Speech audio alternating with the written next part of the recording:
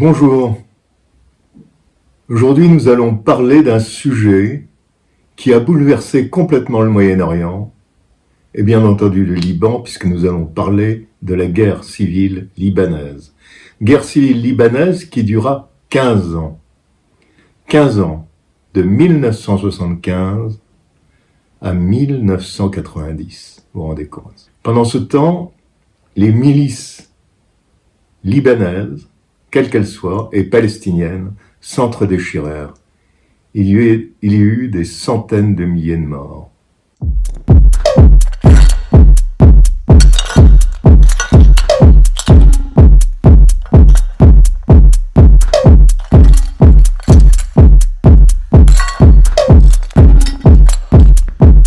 Samurai sword on my back. You don't know how to act. Maybe you should relax. Maybe you should relapse. Just kidding.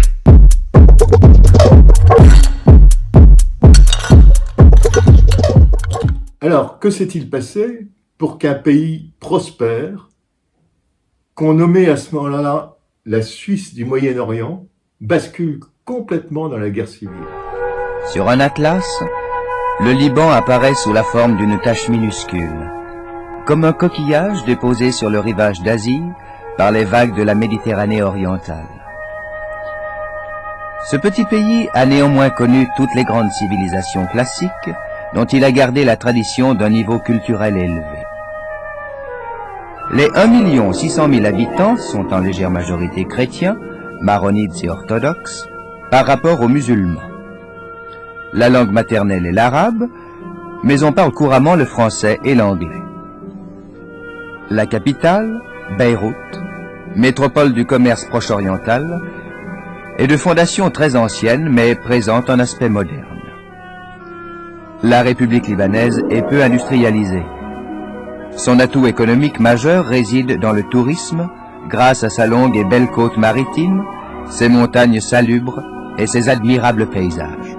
Alors, tout d'abord, la constitution libanaise est basée sur un pacte national au terme duquel la présidence de la République va à un chrétien maronite, celle du gouvernement va à un musulman sunnite, et la présidence du Parlement libanais va à un chiite. Bon. Dans cet environnement, à partir de 1969, les partis palestiniens de résistance et de libération commencent à s'installer au Liban, où il y a une tradition assumée d'accueil des réfugiés palestiniens. Eh oui, tradition assumée. Mais arrive un événement qui va transformer complètement le climat paisible libanais. C'est en Jordanie. Jordanie qui elle-même accueille l'OLP, l'Organisation de libération de la Palestine, sur son sol. Et c'est en Jordanie que va se jouer le premier acte de cette tragédie. En effet, une tentative de l'OLP et de Yasser Arafat d'assassiner Hussein de Jordanie, le roi Hussein de Jordanie, qui régnait donc sur son pays, échoue. Hussein riposte et c'est Septembre Noir, des combats furieux entre la garde nationale jordanienne et les Palestiniens. Zarqa est aux mains des Fédayines depuis 8 jours. Mais depuis 2-3 jours, des combats se déroulent à Zarqa.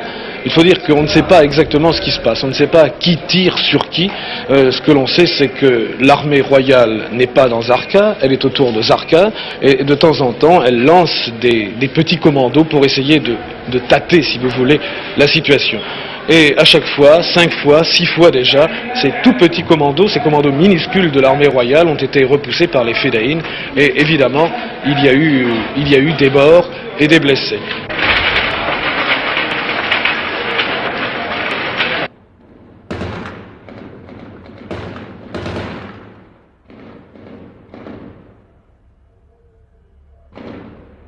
L'OLP est finalement obligé de fuir. L'OLP s'installe au Liban. Ah, À partir de là, le sort du Liban en est jeté. En effet, Israël ne va pas voir d'un bon œil l'implantation de ces mouvements de résistance sur sa frontière avec le Liban. D'autre part, nous sommes encore dans la guerre froide. Moscou aide la Syrie, Washington, Israël, bien sûr. Des coups de main sont effectués par les Palestiniens sur la frontière du Sud-Liban.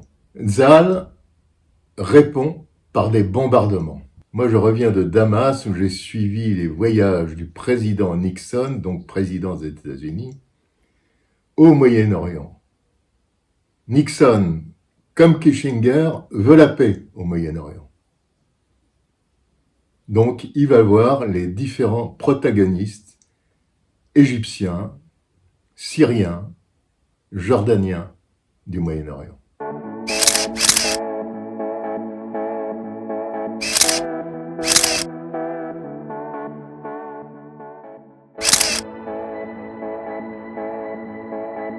J'ai pris la route, donc, en revenant de Damas, qui mène au sud-Liban. D'un seul coup, stupeur, des explosions partout, des avions dans le ciel. Il y a un bombardement devant moi. Je sors, prends un boîtier et je fais ces quelques photos.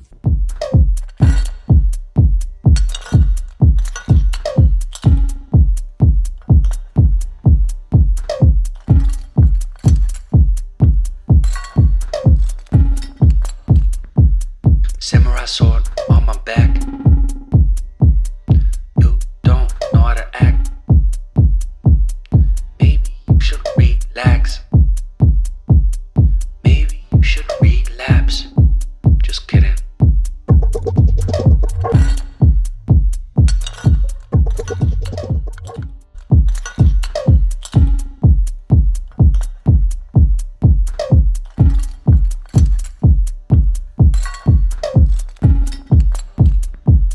Samurai sword on my back. You don't know how to act. Maybe you should relax. Maybe you should relapse. Just kidding.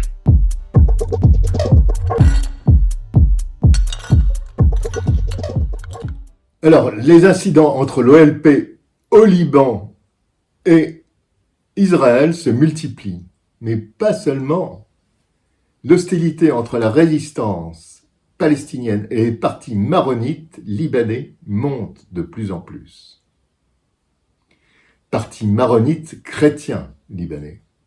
Alors à ce moment-là, Pierre Gemayel, chef du parti chrétien libanais, Kataeb, les Phalanges, lance un appel au désarmement des Palestiniens.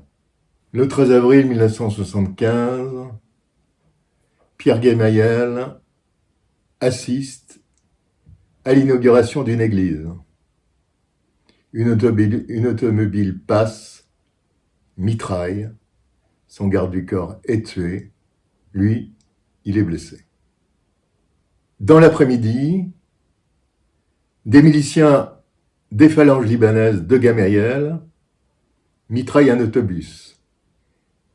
Il y a 27 morts. Et les affrontements se généralisent. Palestiniens et phalangistes dressent des barricades, s'affrontent au fusil, à la roquette, au lance-roquette, dans Beyrouth.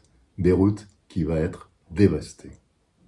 Beyrouth, 13 avril 1975, des combattants du FDLP, le Front démocratique de libération de la Palestine, célèbrent l'anniversaire de leur premier raid, celui du massacre, un an plus tôt, de Kiryat Shmona, un village israélien à la frontière libanaise, un massacre qui fait 18 morts civils dont 9 enfants. Le 13 avril au matin, Pierre Gemayel, il est le chef des phalanges chrétiennes libanaises, échappe à un attentat perpétré par les Fedaïn, les combattants palestiniens. Pierre Gemayel a toujours dénoncé la présence armée palestinienne au Liban. L'installation de plusieurs centaines de milliers de réfugiés palestiniens au sud du pays a bousculé l'équilibre démographique entre les communautés libanaises. L'arrivée des réfugiés palestiniens divise. Des Libanais épousent la cause révolutionnaire palestinienne, d'autres rejettent la présence militaire des Fedaïn qui arrivent au Liban après les accords du Caire de 1969. Accords qui légalisent la présence armée des Fedaïn au sud Liban. L'attentat qui cible Pierre Gemayel ce matin du 13 avril fait 7 morts, dont l'un de ses gardes du corps. Quelques heures plus tard, environ 1 millier de fédéines défilent dans Beyrouth, une parade militaire qui fait suite aux célébrations du massacre de Kiryat Shmona. Les manifestants sont enhardis par leurs propres forces, le cortège scande des slogans marxistes-léninistes et s'engage, armes à la main, en dehors du quartier palestinien, dans le quartier chrétien d'Ain Roumaneh à Beyrouth. La population assiste inquiète à la manifestation, elle redoute des affrontements avec les phalangistes. À Beyrouth, chaque quartier est un bastion politique. Le cortège se disperse, aucun incident n'est à signaler. Les Palestiniens prennent la route du retour vers les camps de réfugiés où ils habitent. Un bus qui transporte des Palestiniens du camp de Tel Zahatar est attaqué par les milices phalangistes. Représailles au meurtre du matin. 31 passagers sont tués. Les 3 jours qui suivent plongent Beyrouth dans la terreur. Les habitants sont terrés chez eux, les explosions défigurent la capitale libanaise. La ville appartient aux combattants. Les rues se transforment en champs de bataille, Beyrouth est à feu et à sang. Ce 13 avril 1975 marque le début d'une guerre qui s'achèvera 15 ans plus tard, une guerre qui met aux prises les principaux acteurs du Proche-Orient et du Moyen-Orient, Israël, Syrie, Iran, un conflit qui fera entre 130 000 et 250 000 victimes. Moi, j'arrive au Liban un peu plus tard. J'arrive de Saïgon, où j'ai été retenu, comme tous les journalistes qui étaient présents, par les communistes vietnamiens. Ceci est le premier épisode d'une série sur la guerre du Liban. Si vous avez aimé ce petit épisode, n'oubliez pas le pouce, partagez et à bientôt. Au revoir.